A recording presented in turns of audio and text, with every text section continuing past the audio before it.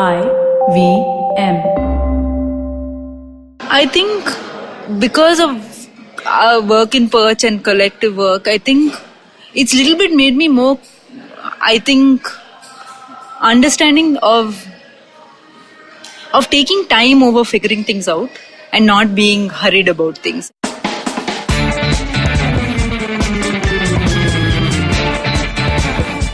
Welcome to Anything But Bollywood. We are podcasting out of PVR Juhu, and we're talking to documentary filmmakers Anushka, Meenakshi and Ishwar Srikumar. Their film is called Koki Palu, Up, Down and Sideways. It's screening at Mami. It's been traveling around the world and has shown at several film festivals. It will be playing at IDFA in Amsterdam, at the Sao Paulo International Film Festival. It played at the Yamagata International Documentary Film Festival in Japan, and the film won 2 awards, so congratulations on that. Thank you. It's a film that looks at a tradition in Nagaland in Phek village of farmers that are doing rice cultivation, who basically sing in some, it's a form called the Li, and it's a community way of working and chanting, and it helps them work together as a group. So welcome to the show, Ishwar and Meenakshi. Thank you for being here. It's a very hypnotic film, and it evokes, there's of course a very beautiful feeling about it, but it also evokes the amount of effort that goes into labor. And for me, what stood out was the conversations with the people, and the song was this idea of love, and that to me really, I held that really close to me. So thank you for that. How did you all start out in filmmaking? You all are both actors in theatre, right? No, I'm not an actor. Okay. We work in the same theatre group, but I normally design the music. So I work with the music. I not necessarily perform it, but work with either the musicians or the actors to create the music for the play. Oh, okay. Oh, so you've always been involved in music. Yeah, and I've also been making documentary films for the last about 15 years. Oh, okay. But at a much smaller scale than this. Okay. Yeah. And Ishwar, you're an actor, right? Yeah, this is my first feature-length film. I've worked mostly as an actor on stage. I started in about 2003. So I started doing lighting design, sound design for plays, and then started acting. So I've mostly as a stage actor, but I have acted in many short films, feature films. So most of the time was spent on the other side of the camera. So when both of us decided to just start traveling in 2011. So she said, let's just take cameras along and just film along the way. So that's pretty much the first time I picked up the camera. I think in 7th standard I shot a little bit, some photos, but after that I've never touched a camera. I've not been very interested by, it's always been too expensive. And then luckily digital came and okay, why not? Let's fool around and see what happens. And I think somewhere something clicked. Yeah. So I believe your early footage was really bad and all of that. I won't say bad. It's it'll make you nauseous while you're watching it. You'll start feeling hypnotic for the wrong reasons.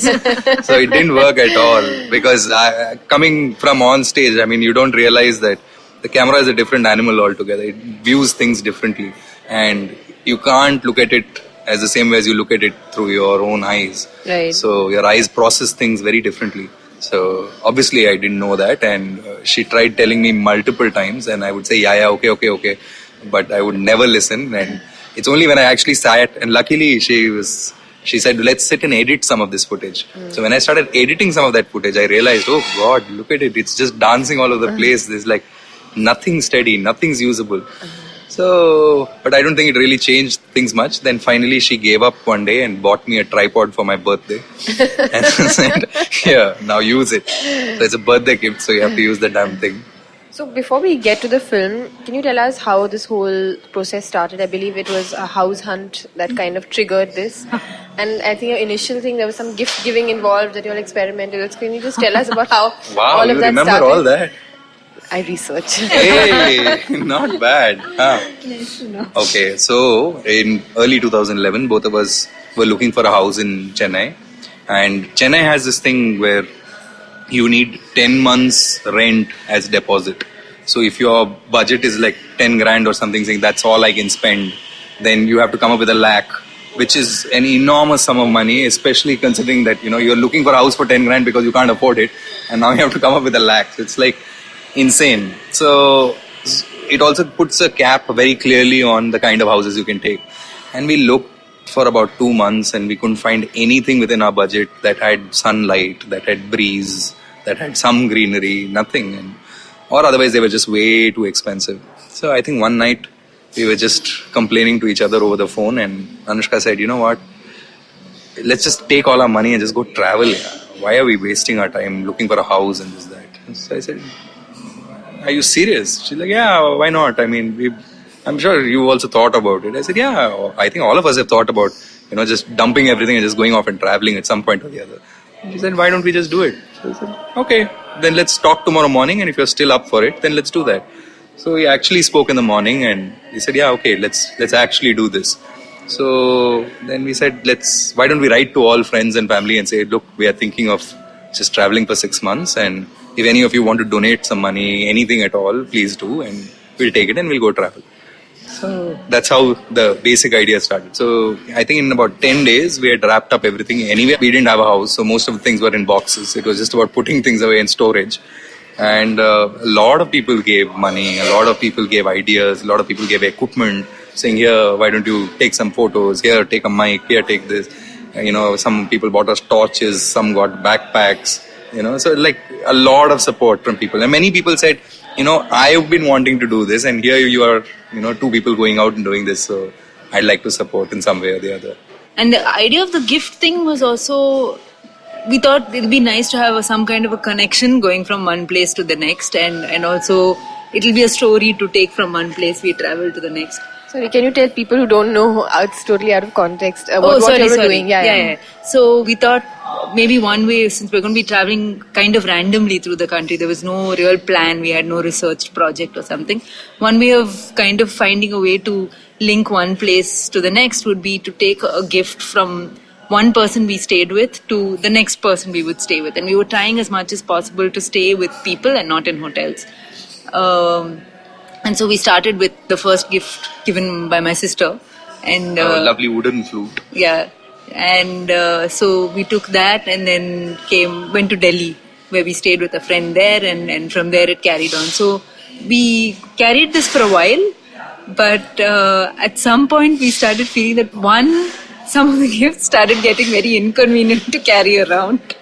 I think we got something that kind of melted remember. In the heat. So basically, Kiki, her sister, gave us one wooden flute. So we took that, went to Delhi, then we stayed with a friend of mine, KP, and I gave him this flute and said, here, Anushka's sister has given this gift. Now this is for you. Now you give me something. So it's a bit shocking when somebody comes and demands a gift from you. And so he looked around, then he found one pen that he had, a new pen. So he gave me that. So we took that. Then we went to Jodhpur next. So we met one couch surfer there. So we gave him this gift and said, here, this is the person who sent you this gift for you. Now do you have something? So he gave us a jelly candle, one glass bowl with jelly in it, and that damn thing melted in the bag. And then he gave one keychain which broke, and then we were like, okay, that's the end of the gift project. This can't work. So could you talk about, eventually you started traveling and there was no purpose, and then as this project grew, you were traveling with a purpose. And so what did you learn from that process of just traveling and seeing the country? I mean, had you all traveled a lot before this? I had traveled some, but never so kind of aimlessly. You always go with some kind of sense of what you want to see. And I think one nice thing that happened in this is that we didn't try too much to fix on what we were going to see or do in any of the places we went to. But what we did keep finding is we go there, and of course we're interested in some of the heritage and the architects and all of that wherever we go, or the histories. But beyond a point, just looking at buildings and spaces started feeling cold to us, and we really felt this need to connect, like to speak to people. And if you have a friend, then it's different, but some places you go to, you don't really know anybody, so what are you looking for? And then we said, okay, we're interested in performance, so let's go in search of performers. And I think that was kind of the most valuable thing for us, to try to find ways to have conversations with people that weren't sort of very pointed, not with an agenda, not with anything, and I think a lot of learning came from that. And I mean, just having the generosity of people to allow some random stranger who says, here I am, I'm from a performance collective in Madras and I want to meet you, to say, come, and we'll chat for 2 hours. That was really overwhelming, I think, for in that first 6 months. I mean, it's been a long time since I've spoken about it, and we haven't done that kind of travel, I think, in a while now. But now, thinking back on it, I do remember it being quite overwhelming and really something to say. I don't know how generous we are, because I don't think we open our houses in the same way. So, because really, we were just two strangers to most people. So yeah, that's a good point. I think in cities especially it becomes more insular. Yeah. So coming to the film, could you give people some sense of what that community is like, the Müles, what they are? So just to give some context to what we're going to be talking about. So I think this is something that happens in various parts, not just in Nagaland and not just in Phek, but in many places that we travel to, which is that people, especially with very hard labor and when people are not employed, when they're doing their own work, there does tend to be some kind of like collectives that work together to help each other work. And in Nagaland, it's in Phek specifically, it's in a sense almost formalized, because people form groups. So they decide, okay, this season, this agricultural season, the 8 of us or the 10 of us will work together, and that happens with some amount of negotiation, saying, okay, our fields are closer together on the same side, or we know each other well, or we've grown up together, or maybe we're connected through family, something. So for some reason, people come together, and often groups of 8, 10, 12, 15, or even smaller groups support each other through the farming season. And this means that you would work on my field and I'll work on yours, but we keep the produce from our own fields. And in that, of course, there's song, because through the work, there's also the music. And so, especially the groups who have worked together over many seasons, their sense of understanding each other, not just in the work, but also in the way they sing together, then becomes really quite deep and intricate. So, yeah. That's an interesting point, yeah. So the songs, they almost like, in some sense, it's like slogans, like soldiers in some aspect of it, and it's building trust and unity. But then on the flip side, it's also like a way, the film talks about relieving boredom and loneliness, and that is also what the songs do.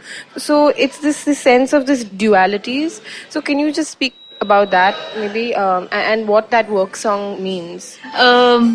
Yeah, so I think that's there in all work. And I think that initially when we went, as you always tend to do when you go to a place very different from yours and something that you're seeing for the first time, we were just taken by the beauty of it, by the kind of what you're talking about, the trust of the collective working, by the kind of supportive nature of both the work and the songs. But then I think as we went along, we realized there's also all of the other things, the loneliness, the extreme difficulty of the labor. And they do sing about that as well. We also didn't know about the translation of the songs very early on in the film. That's been a very long process, because some of the lyrics are quite difficult. Like, some lyrics are very everyday, especially when they sing about, say, it's too hot today, or I hope we finish the work soon. Those kind of things. So why are these two weird people following us around with a camera? Yeah, maybe. Because there is also some improvisation in the music. But music is also very poetic. And some of the lyrics of the poetry are very in the older language. So it took a very long time for those translations to get done, because there was a lot of kind of conversation within the community about how do we translate these songs to English. Although there were 2 or 3 people who spoke English, who spoke English to us. The language is what? Chokri. Chokri. And y'all didn't speak any of it, so there was no way. We've picked up a few words here and there over time, but nothing enough for song translation for sure. And so that was also interesting. So I would say actually understanding some of these lyrics happened very, very late, like 4 years into filming there is when we really started getting a sense. So the structuring visually happened for us much earlier, but the structuring in terms of understanding the music happened quite late. So Yeah, so it's This, quite this layered. idea of translation also is something that they take really seriously. And like initially when we started asking questions about the music, how does it work? How do you split up the parts? How does this function? On what basis do you choose which lyrics to sing and not? They said, I can't tell you anything because I'm not an expert. You have to talk to an expert. And then later on we found out there's actually, what our translator explained much later, that there is no word for opinion. So there is fact. So there is or there isn't. There is no, or, what is your, I think this or I feel this. There is no word for it. So based on, again, what context you ask this question, that question will be put forth in a certain way. And most people refuse to comment on something that they don't know something absolute about. So it's usually just goes up to the experts. And then they will also take their own time, and no one person will say, this is a definitive answer. If this answer means so much to you, then we will have a meeting and there'll be 10 of us who will meet and we'll decide what it means and we'll tell you then.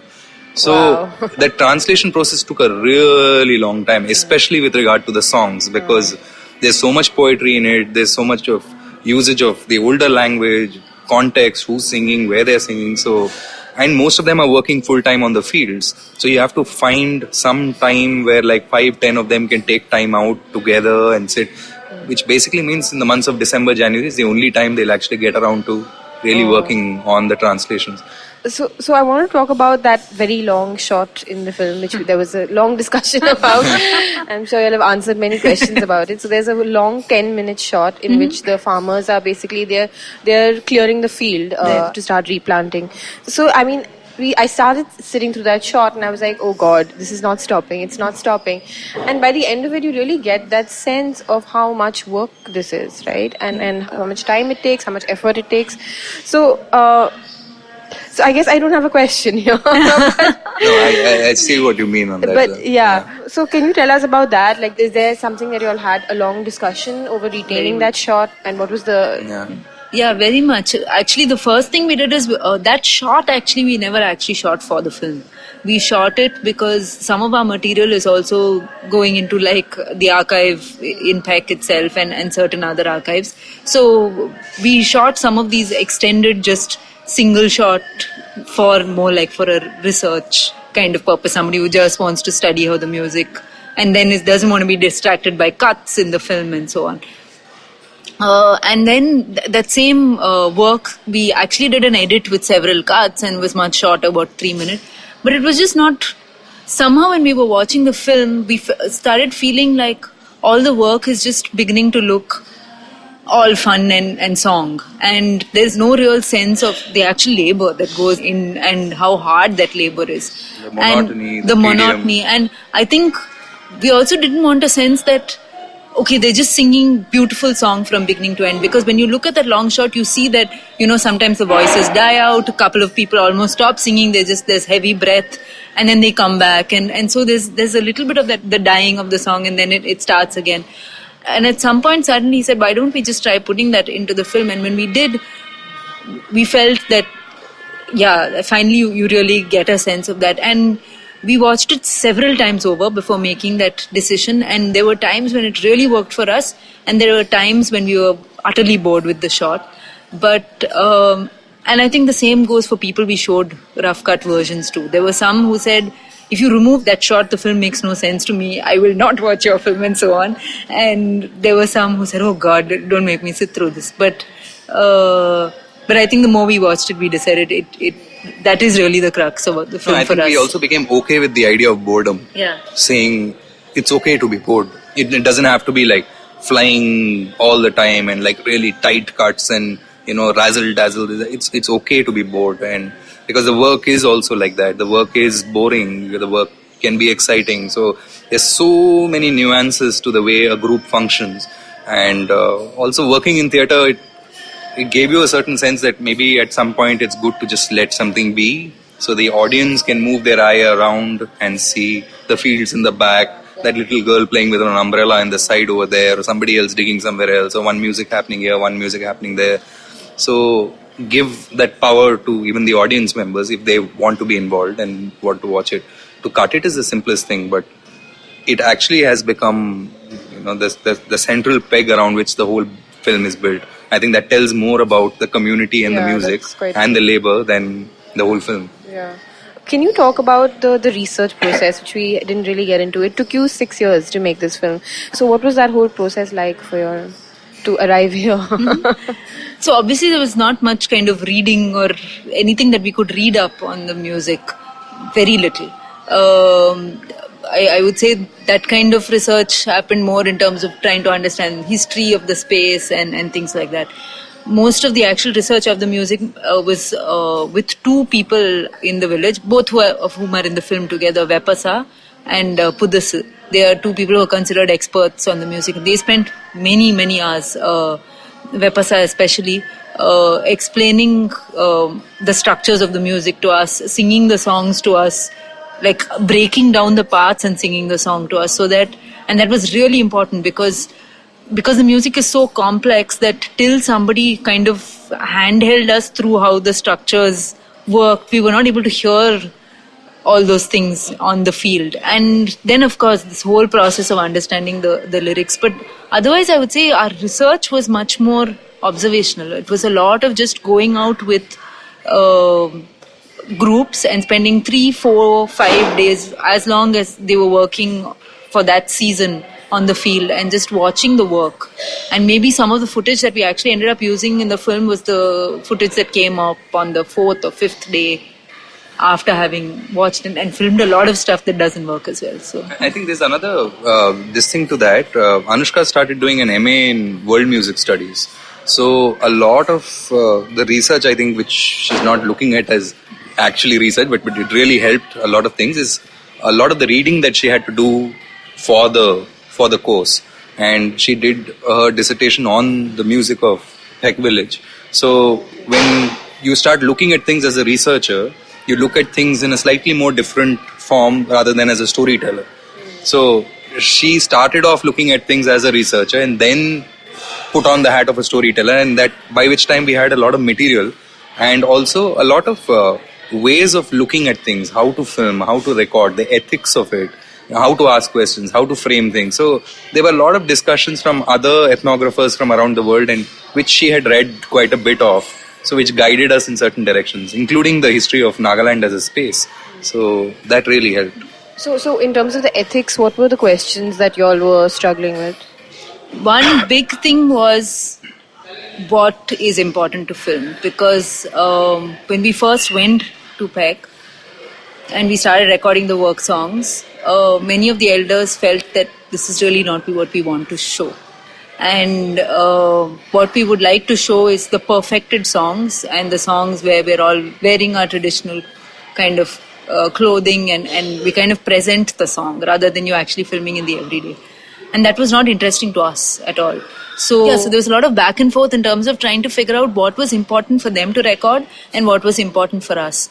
So I think, and that's a conversation that continues to happen. I think every time we take back a cut, there's well, this is fine, but why isn't there the perfect presented song? And so one of the things that came out of that conversation was that they really also wanted a kind of record of the music as they would want it, and so we've also done that. And that's kind of started off a process of archiving music from within the community. So we're also doing some amount of workshopping and working with this other archive and research center of ethnomusicology in Gurgaon to try and provide some recording equipment and things like that in Phek, because there seems to be a lot of interest in recording, in archiving, in preserving music, in doing their own versions of things. So we thought, so I guess that's where the conversation is, because we also didn't want to just say, okay, we'll do it your way, because that's also not true to what we wanted to do. Right. So that's been the... So you started a whole other project, in some sense that they've started in Phek,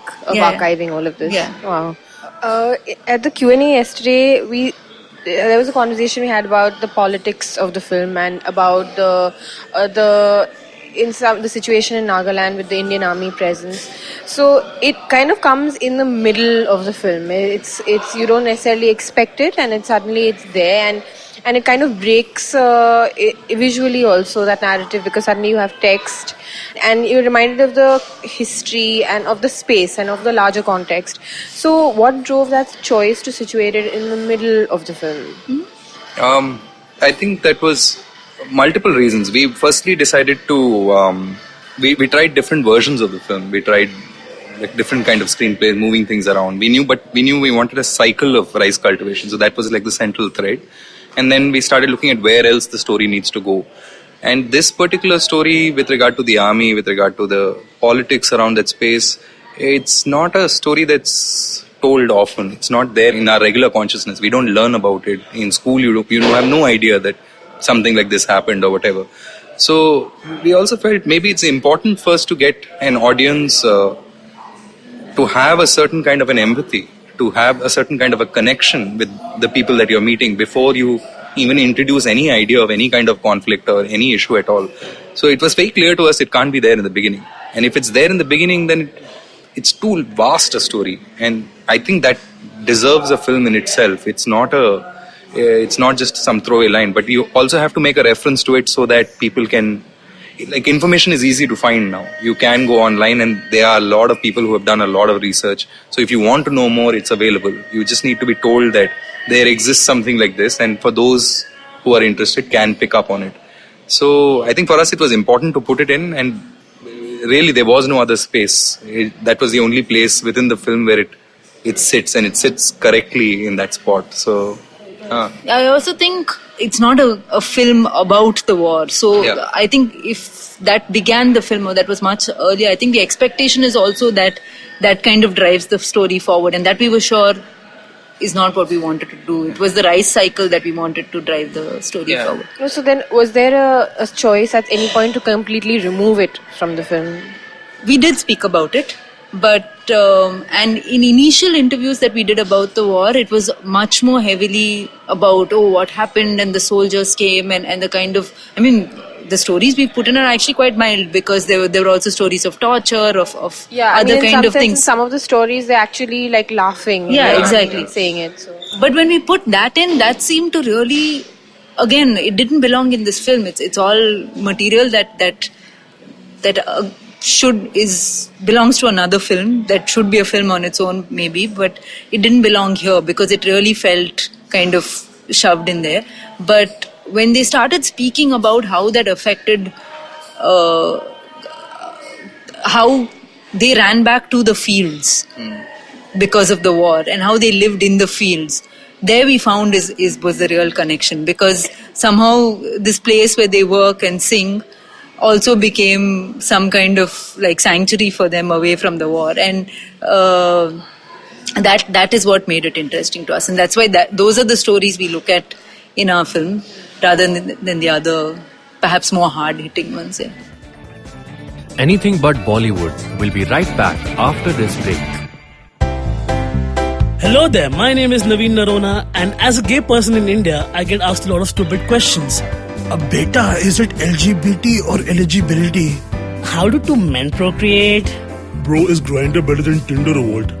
We answer all these questions and much more on my podcast, Keeping It Queer, where I talk to individuals from the LGBT community in India and learn about their personal stories. Catch all the episodes on the IVM podcast app or any other podcasting app you like. Till then, keep it queer.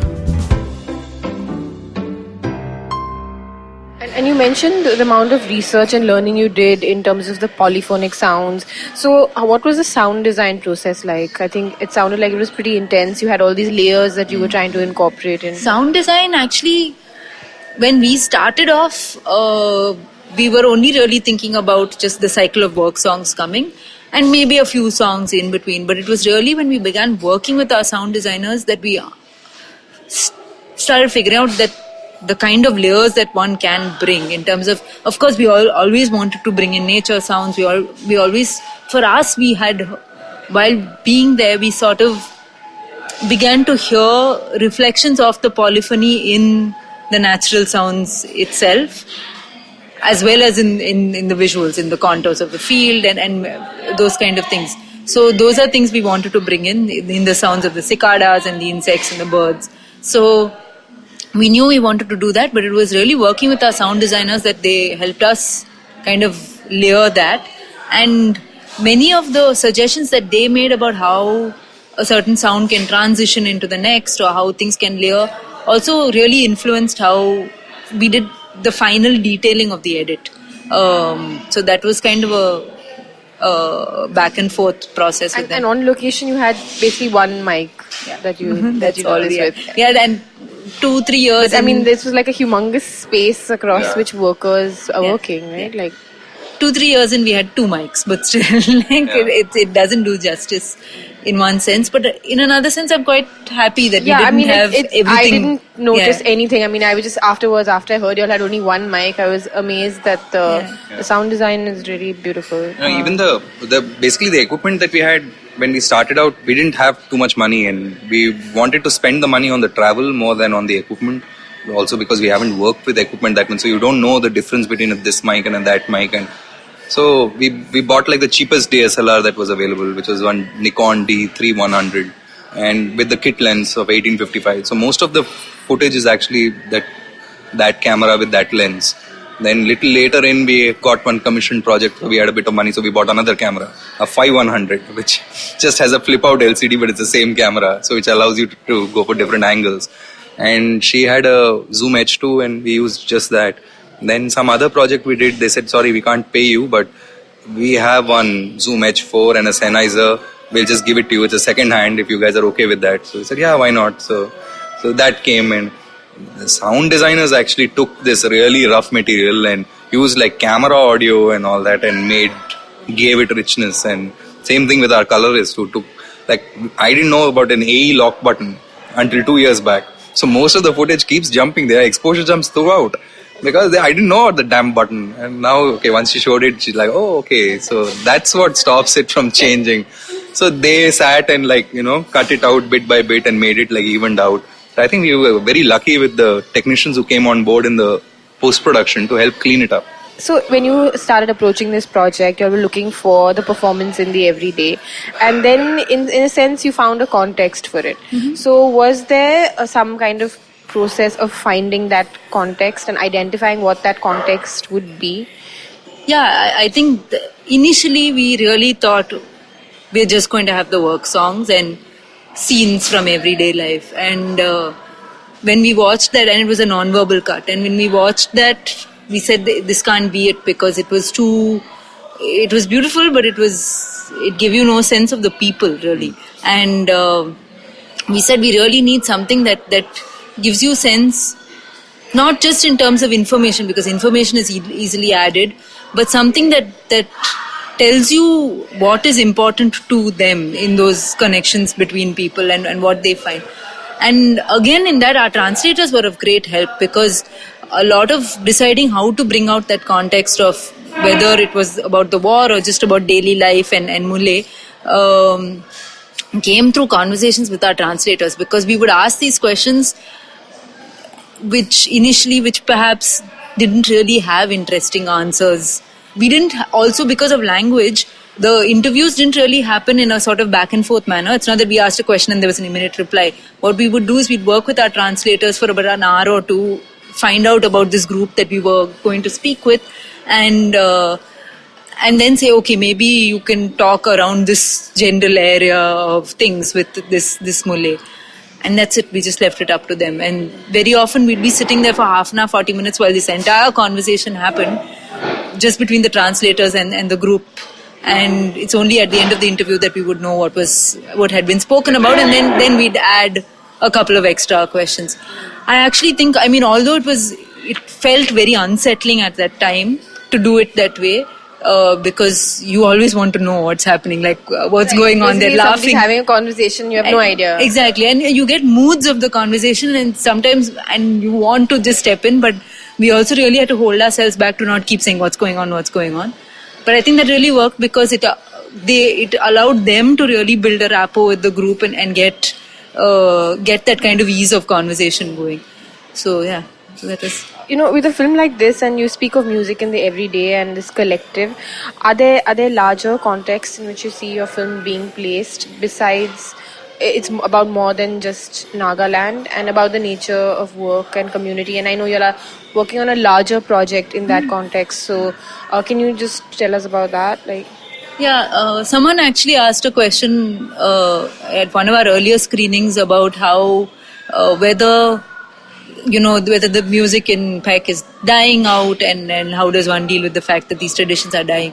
And actually for us, or definitely for me, having like seen some of the other places where work songs happen, I think it's not so much. I think traditions do die, and in a sense for me that's okay, because they don't necessarily completely die out, because there's always some process of transformation and or somebody rediscovering something about it. And I think that's something that we're kind of now interested in with looking at work songs in other places, because there are places where work songs, also because of the nature of labor, has turned into protest songs, where work songs are now being used as some kind of form of resistance, where in one particular place where we've been filming, because industries have come in and kind of taken away the livelihood. And for us, I think, especially having done this film and found the context, like the local context in which it fits, I think that really is quite important to us now. Maybe not when we started out 5 years ago, where we were more interested in just the movement, the gestures and things like that. But I think also this connection to labor and where it is at right now, where perhaps there's less and less. Also, I think where people sing when they work, there's a certain freedom.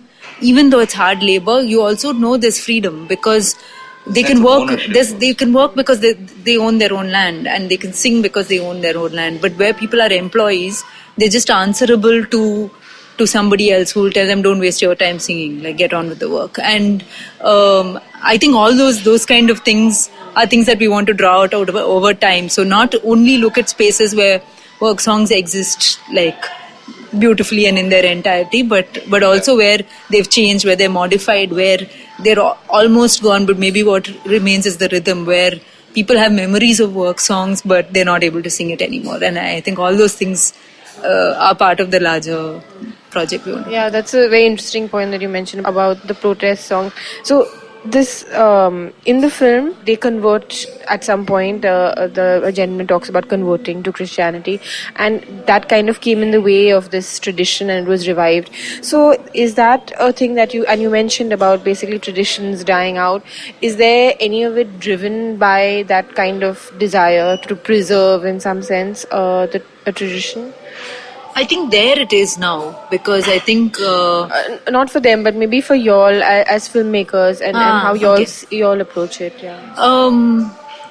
For me, no, not so much. I really feel, because I'm also coming from a space where I have a tradition, and I'm not sitting there and preserving it and making sure it carries on. There's some parts of it that I have an interest in, and some parts of it that I completely reject. And I think that's fine. I think I don't think it's very difficult for me, therefore, to go to another culture and then say no, all the young people should be learning their tradition or whatever, because I think that's it doesn't work. I think in every place people should have the space to figure out what part of their culture they want to reject, and it'll be different for different people, for the men, for the women, for younger, older people, what they want of it and what they don't want. And if that causes some kind of loss of some things, for me personally, I think that's okay, because I think there are always ways in which some of these things get recovered, because there's always somebody who has an interest. And what is sometimes saddening is when these choices are not with the people of the community themselves. When something very external and very sort of sudden comes in, like in the case of war and things like that, where there is no real space to make decisions. Something's actually just snatched away. And that, I think, is much more poignant and much more difficult thing to deal with. But a kind of a change that happens over time, I think all cultures go through that. And I don't find that necessarily good or bad or anything. I just think that's something that happens. So when you all started on this whole process, you started with some amount of uncertainty and going into the unknown, and then even along the way there was you're not sure what you're creating in some sense. So what was it that helped you kind of get started on this journey, and also along the way when you don't know what you're doing and you're unsure, how did you deal with that personally and to kind of keep going and pushing ahead? I think it's good that it's music, and music is energizing. And the very fact that we can, I think that's what kept us going most of the time while we were filming.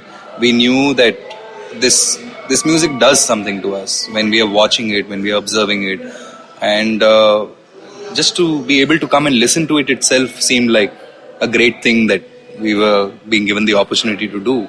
And also when we kept coming back and working with the material, because of again coming back to like working in the theatre, we're used to doing work in progress. So everything is a work in progress.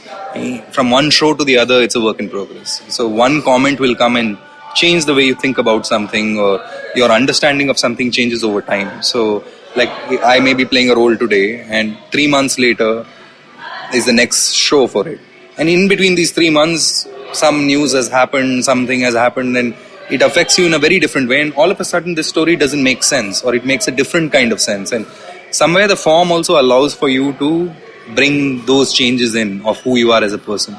And when we've been working for like a long 6-year period, you've changed radically over time. And your experiences, not just in this space, but in other spaces, what you're reading, your politics, everything is shifting.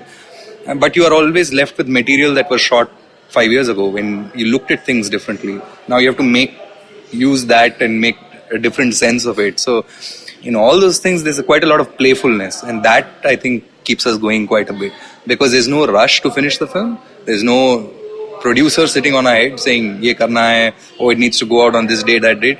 We just happened to get selected at Yamagata. If we hadn't, I think we probably would still be editing right now. And, let's make these changes. This works, that doesn't work. Maybe we need to shoot a little more. So I got selected, I think. So then we said, okay, fine. Maybe we should call it. What are the personal challenges that you had to overcome? Have you found a house? Or are you still traveling? We have actually found a house now, and we found a house much earlier as well, a few years ago, and we stayed in Madras, and now we've shifted to Pondicherry actually. So, but in terms of personal challenges, honestly, we've been very lucky, because we've had people supporting us in so many different ways. I mean, of course, documentary is difficult in terms of funding and all that, but I don't think of those as very big, like huge challenges for us, in terms of it's just something that you're figuring out along with figuring out the creative things that you're doing. And I think there's actually an incredibly huge community of people who are wanting to help, and who are waiting there saying, what can we do? And we're interested in creative things being put out. Recently I mean, there's also a lot of crowdfunding kind of thing that's happening, but also support in many ways which are not money has come in, whether it's from places to stay or giving equipment, or just people willing to watch our footage and spend a lot of time talking to us, giving us feedback, giving us suggestions of where to go, what to do, who to speak to.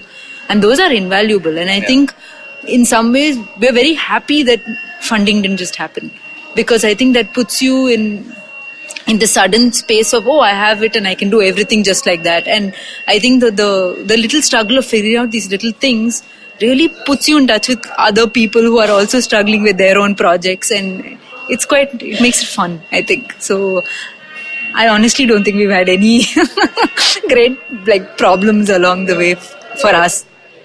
I think because of our work in Perch and collective work, I think it's a little bit made me more, I think, understanding of taking time over figuring things out and not being hurried about things. I think when you work very closely with a lot of people, you do tend to get on each other's nerves, the other two of us as well. And one thing in Phek that happened was that we figured that whenever arguments happen, people just tend to back off. They don't try and solve the problem then. There's a lot of giving space for that argument to play out, for people to have the time to cool down, and then to get back to it sometimes even 2, 3, 4 months later, and not say we have to decide who's right or wrong at this particular moment. And that's something, because I tend to want to quickly finish things and solve things and resolve I think things. especially as women, we are like, need an answer now. Men can still kind of let it go lie. So I think that's been something, especially working creatively with people, even just personal relationships. I think I'm okay with things taking their time. I think that's something that's really come. That actually makes me think of one more thing. So I think one other thing that's come out of it is I've become more aware of this idea of a collective. Although I worked in a collective, I didn't know what it actually means. But by observing other collectives, like I was just thinking a couple of days back, there's this one scene towards the end in the film where they're packing grain on one cloth. So there are these two people who pour grain onto a cloth, and then they twist it. Now I was just thinking of the design of that.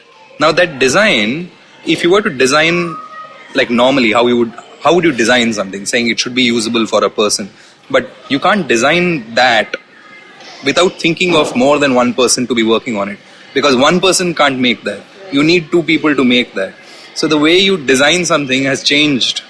And the way you think of something has changed, because you're no longer thinking, I should be able to do this myself. If it was a solo person doing it, then you would tie it very differently. But this design only works when there are more people. So I thought that was quite an interesting element of being able to think in multiples, of not just thinking as an individual. And then you're able to listen to the song also as not just one voice that you're following, but as multiple voices.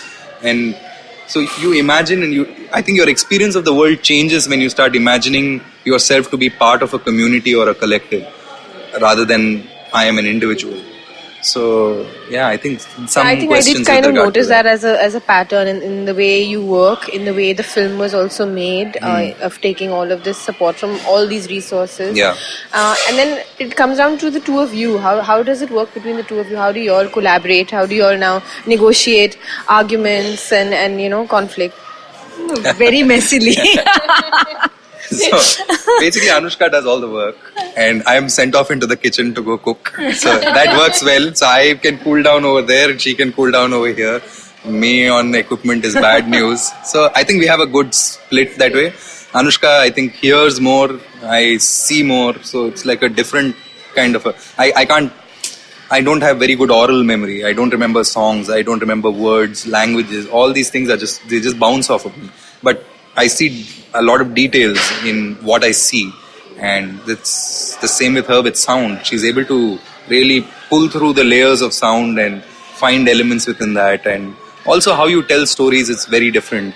I work more on transitions, how you move from one scene to the other, based on movement, based on texture, based on shape, based on mood. Those things work well for me. But she has an amazing understanding of the larger picture, and which I have absolutely no clue of. I'm happy with everything. I get so excited saying, I did this, ye ho gaya khatam, chalo picture bhejte hain. But she's like very sharp on these things. She's able to pick up on what works, what doesn't work, how to move it around, or just be unhappy with something, which I think is very important, because I get happy very quickly about things. I think it's very important that, she's like, no, this doesn't work. And I'm like, but why? Why does it not work? It's so nice. So it's good that combination happens. And because I think we've also worked together for like 15 years, you know that, okay, maybe I should shut up because she does know better. So Smart. Very smart. The choice to be independent documentary filmmakers, I mean, for you it was maybe a conscious choice, and for you it kind of just happened. So is that a choice that you still have to kind of make in terms of the other work that you do, and is that a choice that you have to still think about and calculate in some sense? I actually don't think of myself as a documentary filmmaker at all. Even though I made films, it's very difficult because we also do theatre, and that takes up a lot of time. And I have made a few films entirely by myself, but I think for me the joy is actually of working with people. So I think if tomorrow I found something else that gave me as much of satisfaction just in working with people, I could very easily switch to that. So for me, definitely, I don't feel like I have to make documentary films like all my life. That's it. It's happened. It was by chance that it happened somehow, and there have been 3-4 years in between when I haven't made films at all in this last 15 years, and that was also fine. I didn't miss it and say, what am I doing? Why am I not doing it? So I think it's a way for me to find out about people who are different than myself, and it's a way to have conversations. It's a way to also have conversations with people who are very similar to me. So I like that, and if there's some other way of doing that, I'm fine with that as well. So it's not the form that's stuck in my mind. Can you tell us, you're creating this kind of archive, you have the Urumali project, and I interviewed China actually from camp, and you have a lot of your footage on the archive with Pad.ma. So can you tell us about that association and of archiving?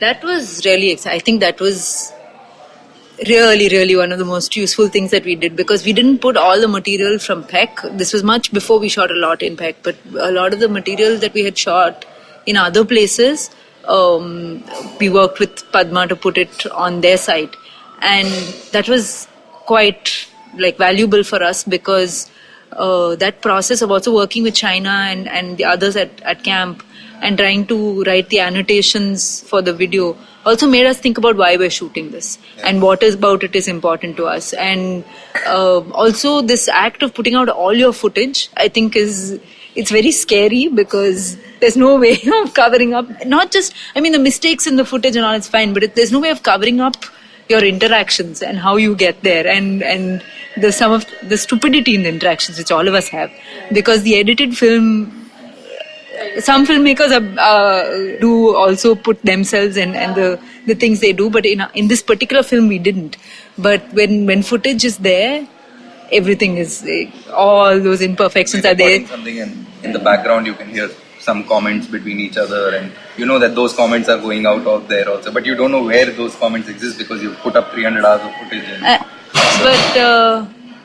But I know why they're doing it, and I felt it was a really good process for us to do. Also made us conscious of how we film after that. I think, not to say that we didn't do silly things after that, we continue to do, but I think also just those questions of why we're filming, what are we filming for, and why so much footage, what is this footage going to do, all of it. Well, I can tell you, Josh, the producer, he's been using that footage. Oh yeah? Yeah. Lovely. No, it's an amazing space, no? And also films, no? It's like they have this one strange disease. Yeah? They all these, we will not show anything, and everything is secret, and my script should not go out. Yeah. Like, I'm working as an actor, I've done some 7 or 8 films, I've never gotten a script.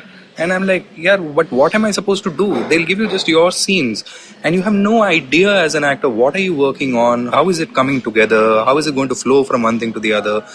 And you just feel left out. And that's why I love theatre, because in theatre you'll say, you're not like, I'm doing Shakespeare for the first time. It's been happening for 300 years, and anybody can go and pick up the script. So it's not about the novelty, that idea of, nobody's done this. It's not that virginal obsession. It's about what are you doing with it? How are you dealing with it? What is your take on something? And in that way, I love the fact that we are able to just put out all the footage and say, here, you want to play with this and make something out of it? Great. Somebody else gave us access because of which we could go. So it doesn't really belong to us. It belongs to us as much as it belongs to who we have filmed with, to an audience who's also equally important in that process, because without that audience, this work is also incomplete. No? So somewhere you need a combination of the three for it to be a healthy structure. In that space, I think what Pad.ma is doing is really phenomenal. Yeah. So what is your next project look like? Sleep project. www.sleep. Sleep.in. Sleep and... Okay, we're almost winding up. So looks like heading towards sleep. So do you have any advice for creators of any kind? Oh, I don't know, but I think for me the only thing that works is just not being scared to show stuff at any stage. I think that's the only thing I like, because like he said, and we were talking also with another filmmaker this morning, I think maybe we also got a little bit caught in that trap making this film of trying to make something perfect. And I think the more stuff we make, I think the more I want to get away from that idea. And I think, again, theatre allows you that freedom because everything is changing from day to day. And I think that's something that really helped us, just showing things at every stage, no matter how rough, how silly, how dumb it may look, how ridiculous, how uninformed, whatever. All of those things help. So I think showing to friends, to strangers, I think that it's very valuable. That's a very good point. That's actually how you stumbled on this story in the first place, right? Yeah. Like you showed the film. Yeah, don't worry about being idiots. We are all idiots. Okay, so we wind up with a film recommendation. I don't have one since I've only been watching the Mami films, so I highly recommend people watch your film, Up, Down and Sideways. So do you all have a film recommendation? It can be any kind of film. So, well, I'm not going to say this is the best film I've ever watched or anything, but something we very recently watched. I don't know how people will access it, but it's a fantastic film called Rubber Coated Bullets that actually work with the sound of... Just a court case, actually. With the court case that happened in Palestine around the shooting of 2 teenagers, and the entire court case worked around the sound of the bullets. And it's a very powerful piece, very artistically done, incredibly powerful 20-minute piece about the audio of a bullet. And if I don't know how people will access it, but I strongly recommend. Wow, that sounds very interesting. So, okay, thank you guys so much. It was a lovely conversation. Thank you, and thank you for the film. And I hope you get lots of sleep. Thank you. Thank you all for listening. If you have any comments, feedbacks or questions, we would love to hear from you. So tweet me at Neha R. Thak, or you can reach out to us on IVM Podcast. We are on Facebook, Instagram and Twitter. Thanks for listening.